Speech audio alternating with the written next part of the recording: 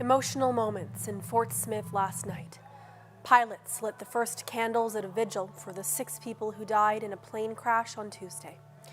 About 100 people came together to share their grief and their memories of those who were lost. Good evening. I'm Megan Roberts. People packed St. Joseph's Cathedral in Fort Smith last night for the candlelight vigil. It was a chance for the community to mourn as one. Natalie Pressman was there. Together in song and prayer, Fort Smith residents joined last night here at the St. Joseph's Cathedral in Fort Smith.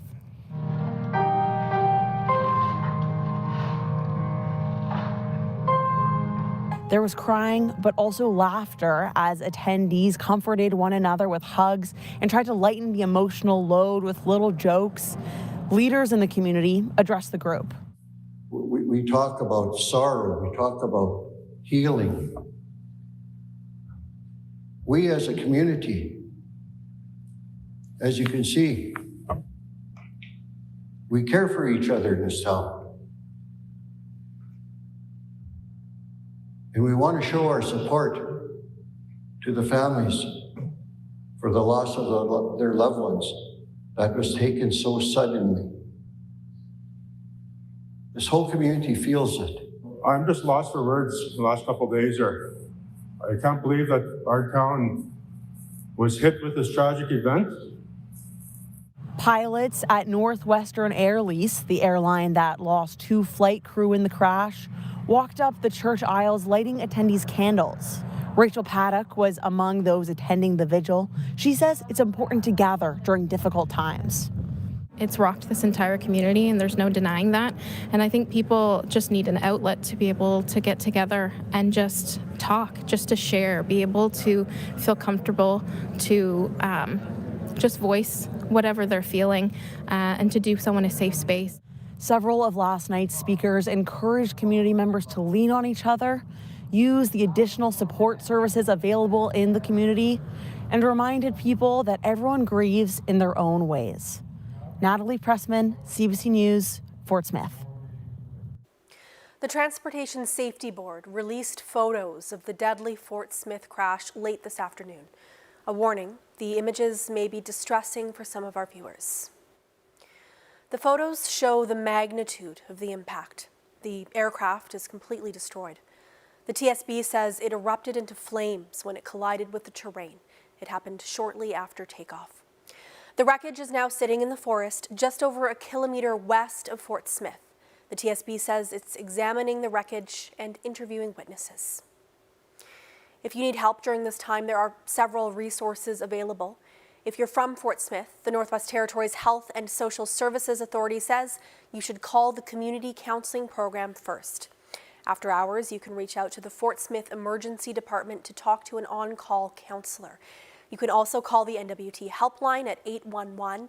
And finally, you can go to the NTHSSA website for a full list of resources that applies to anyone in the Northwest Territories. All of those numbers and the website are on your screen right now.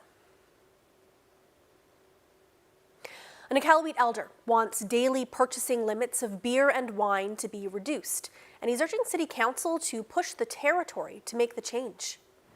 It's been 6 years since the beer and wine store opened its doors in Iqaluit. Currently, people are allowed up to 24 cans of beer and coolers per day. Lou Phillip is an educator and former police officer. He says since the beer and wine store opened, children and elders have suffered. Children are left out alone in the night, and we love them because they have nowhere to go for the night, and we take them in without the government knowing because of their drunk parents. Second, our elders are scared day in and day out. Phillips says the city does not have enough law enforcement to maintain the number of calls it receives.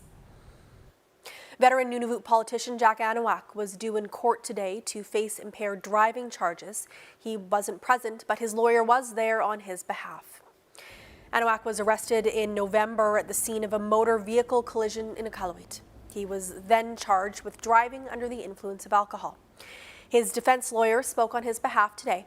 Anouak's new court date is set for February 29th, and that is when he's expected to enter a plea.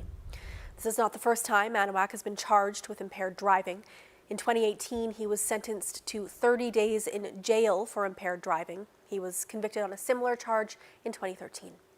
Anouak resigned from Iqaluit City Council after the latest incident. Now, Iqaluit City Council is looking to fill that vacant seat, and it's calling for candidates.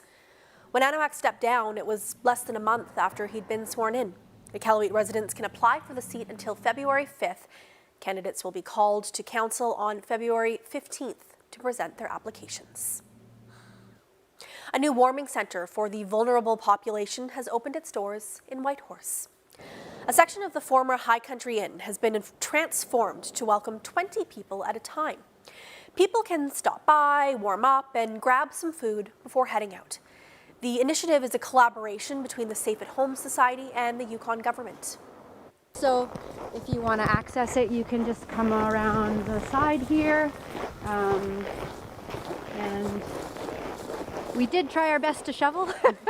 It's cold in the winter, particularly in January and February, so we just wanted to offer extra space for people to come and connect and warm up and grab some food. We've only had a couple of people come check out the space, but so far they're enjoying that it's calm and quiet, and there's access to coffee, and they can watch some TV and just connect with staff. Meechan with the Safe at Home Society says the warming centre is more of a safe stop rather than a shelter where people can stay all day. She also says there aren't any medical or withdrawal services.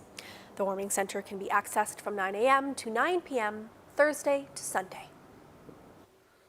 Inuit want more input when it comes to international maritime decision-making. The Inuit Circumpolar Council says the move would help protect Arctic environments. The council serves as an advocate for Inuit around the world, and it's seeking membership to the International Maritime Organization. The organization sets rules for international shipping.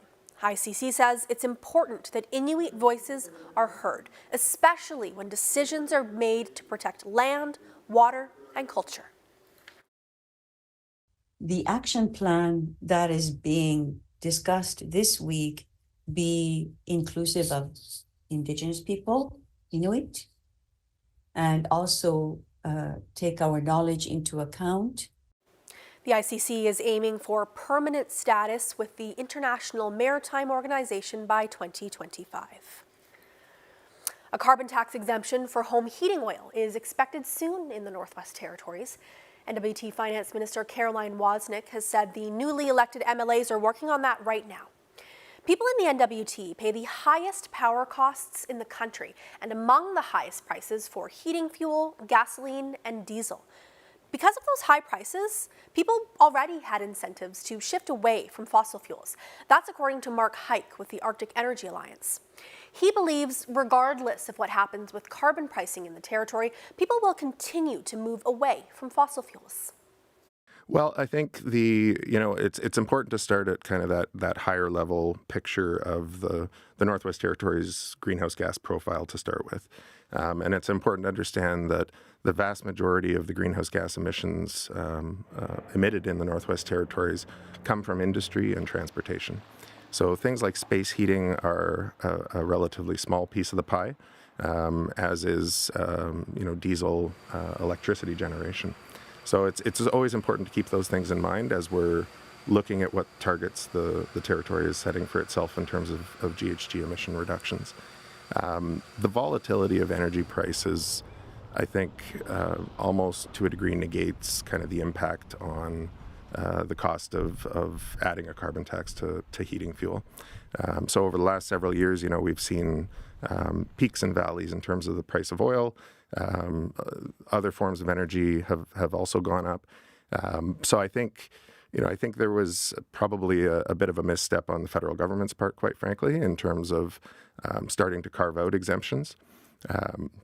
It's also not well understood, I think, amongst the general Canadian public that the vast majority of people are getting more back in rebates from the federal government than they're actually paying in carbon taxes.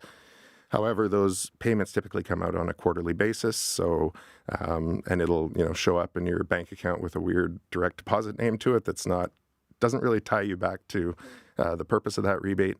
Whereas, every time that oil truck comes to your house and fills up and you get that bill, you see what the carbon tax impact is.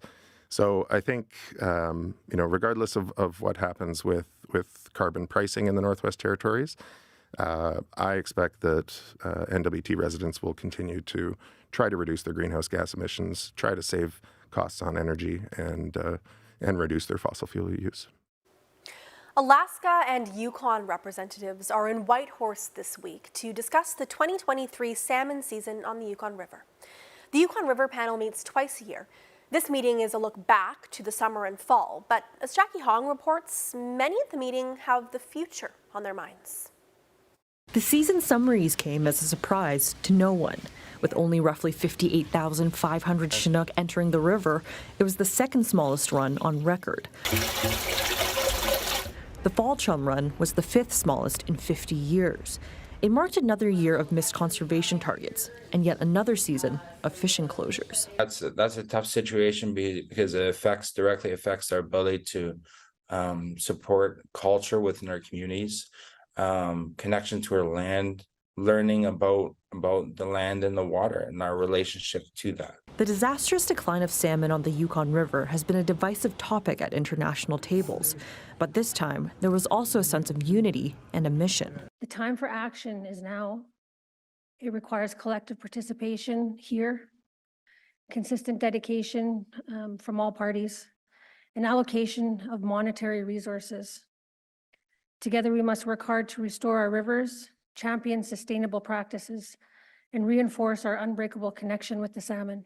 The panel will meet again in April for its 2024 preseason discussions. Jackie Hong, CBC News, Whitehorse. This is the CFBC's largest attachment, home to elite units, federal and municipal scope. Congratulations on making the cut. Have you spoken with your father? We're coming for you and everyone like you. I would rather be Baroque than Luke. Lots of reasons to not be a cop. And a Surrey girl should know all of them. Maybe you should reconsider the uniform and everything that it represents. I'd rather fight from inside it to make a change. Why, hello. It's me, Seth Rogen. 10 potters will be facing off in the most extraordinary ceramics competition show that this country has ever seen. I'm Jen Robertson, and I'll be your host. So are these potters ready? This exploded. To test their skills at the wheel and push themselves every week? Oh, no. So the ones that do stand out, they really do stand out. And who will be named champion? I'm excited to see it. Oh, wow! Of the Great Canadian Pottery Throwdown. It appears we have a mystery to solve. You'll be next. He's dead. A murderer was murdered. Toronto Constabulary, stop!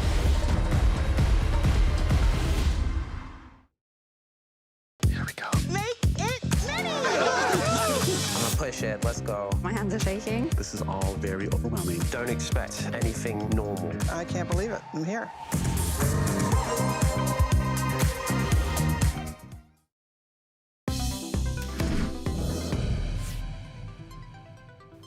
The hockey world is reeling after a series of recent developments.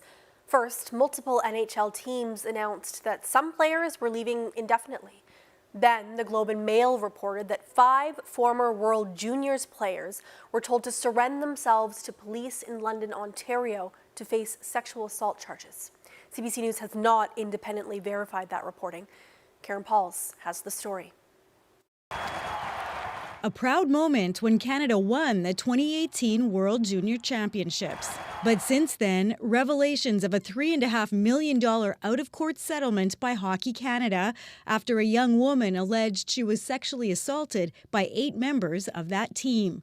Police have opened, closed, and reopened that investigation.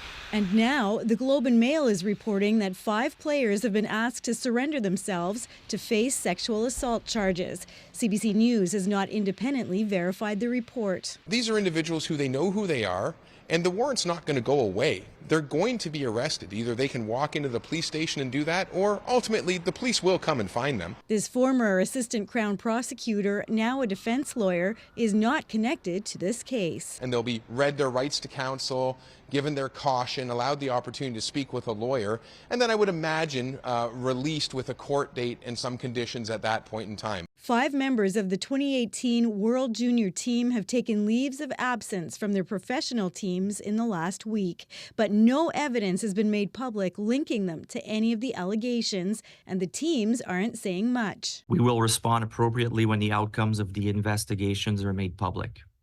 The NHL has been very clear that teams should refer all investigation-related questions to them. The NHL is doing its own investigation, but hasn't yet released its findings, leaving teams and players under a cloud. There's a lot of pressure on the National Hockey League to condemn this type of event, but it hasn't been proven yet.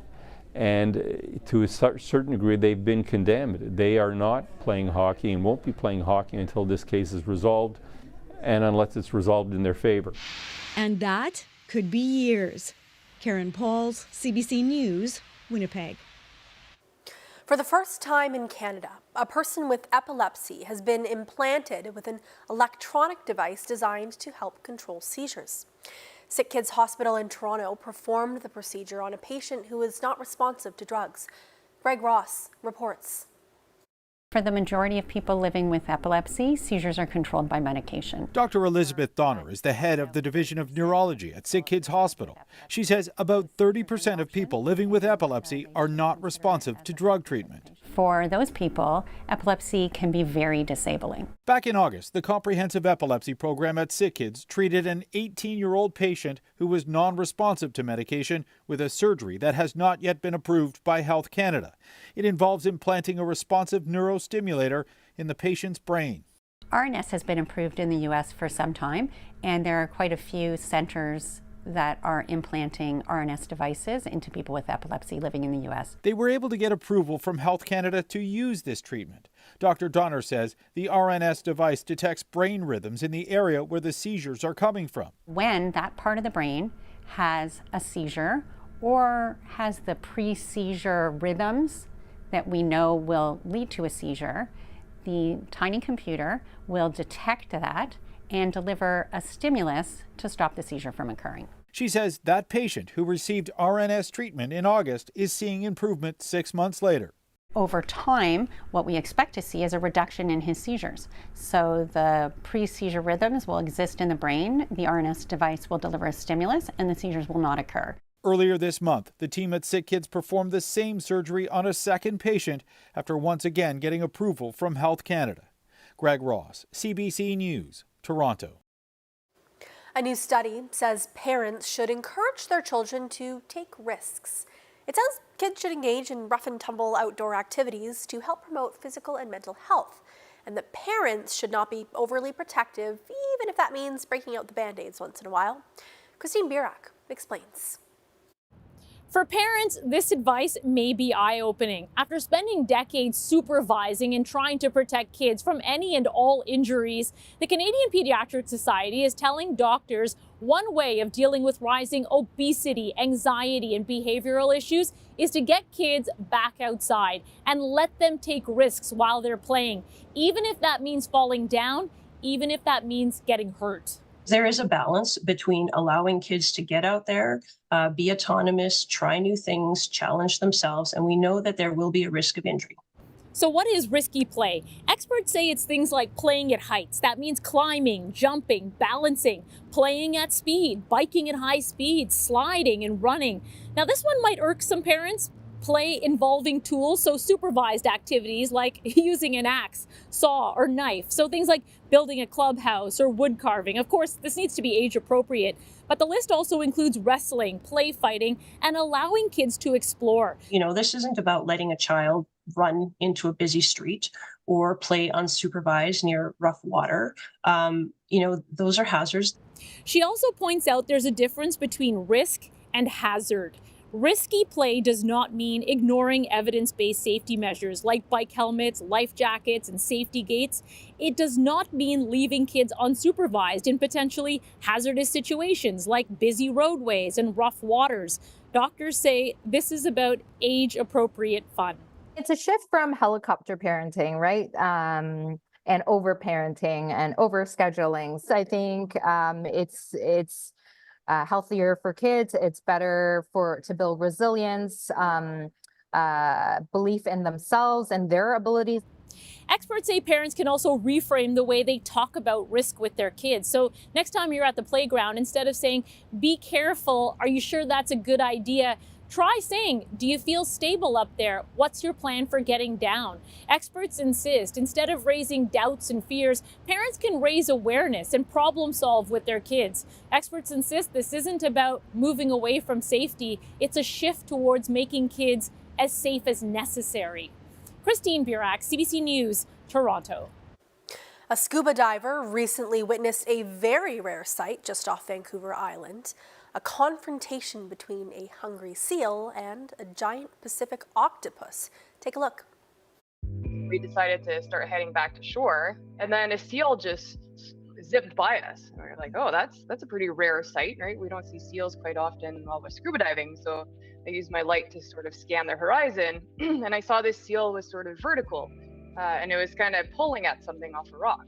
You know, normally seals will swim off, but it didn't really care about our presence. We realized that it was actually attacking a giant Pacific octopus. Normally, those large octopus are hiding in crevices, but this one was just out in the open. So the seal, thought, hey, this would be a nice snack. The seal went up for, to catch its breath and came back down. So I guess the octopus thought, okay, this is my time to get away. So you can see it in the video, it actually swims right in front of us as the seal comes back down and chases it. And what octopus do is they release some ink to try to evade their predators, but the seal just you can see it kind of swimming through the ink and does find the octopus, and then they go through a bit of a battle there, and very exciting to watch. Our hearts were beating pretty quickly.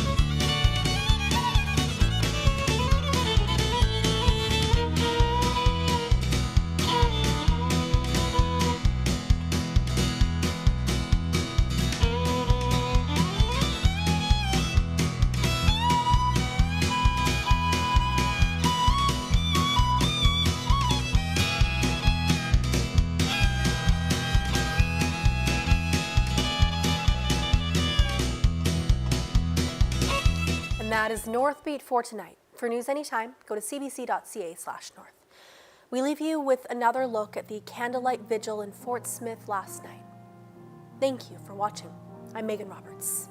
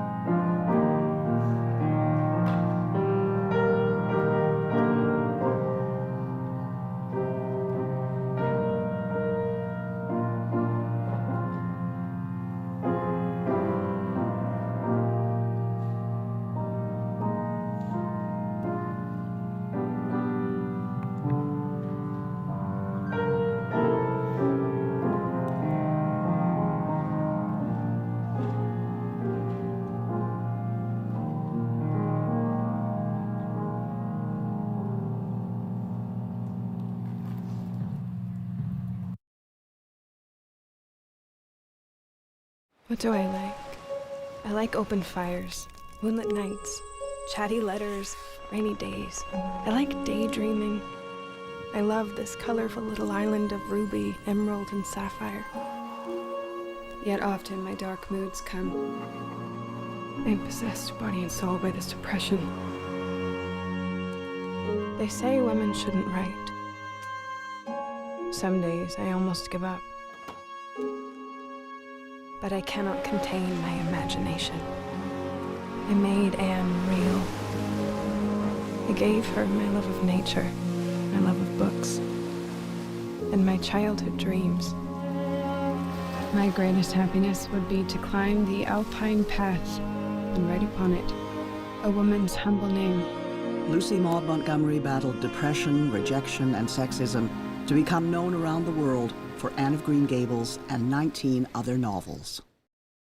Closing this case gets you one step closer to you getting back on the squad and keeping you out of prison. You're not a detective, you're a con artist. You have a driver's license, right? Of course, I have 9. If you couldn't be a cop, what would you be? Nothing. My dad raised me to be a cop. That's who I am. Stay here. You're adorable. You guys are making this entire station look like a circus. He's busy trying to solve a murder. What are you doing? Thanks for having my back. Look at you. Is this your girlfriend? This is not my girlfriend. She's way too cool to be your girlfriend. She's not way too cool to be my girlfriend.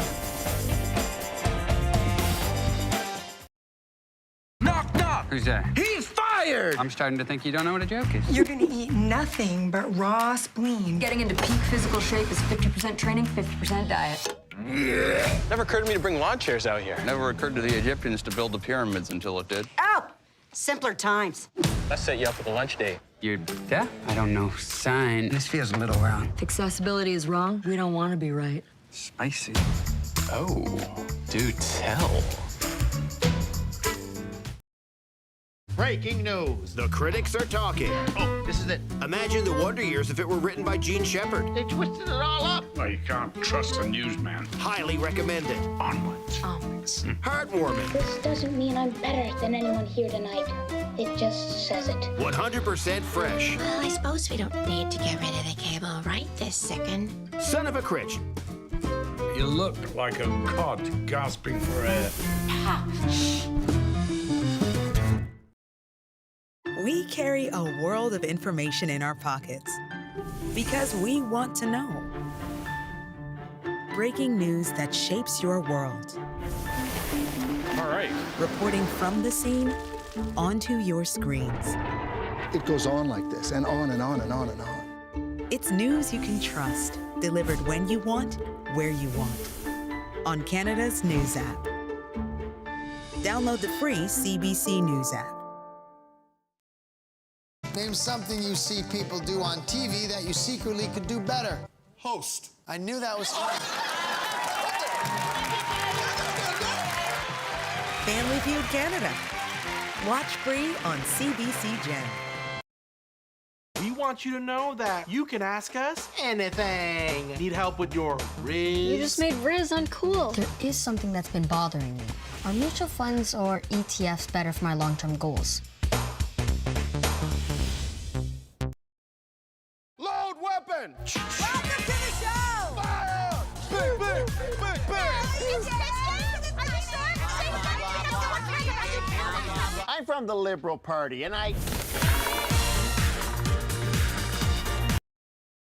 Every week, the issues that matter to Canadians. These are acts of desperation. Connecting politics to people. Some people have lost everything. Join me for Rosemary Barton Live. What do we know about that with Andrew Chang? I think we can explain. Watch free on CBC Gem. Watch CBC News Explore 24 hours a day for free.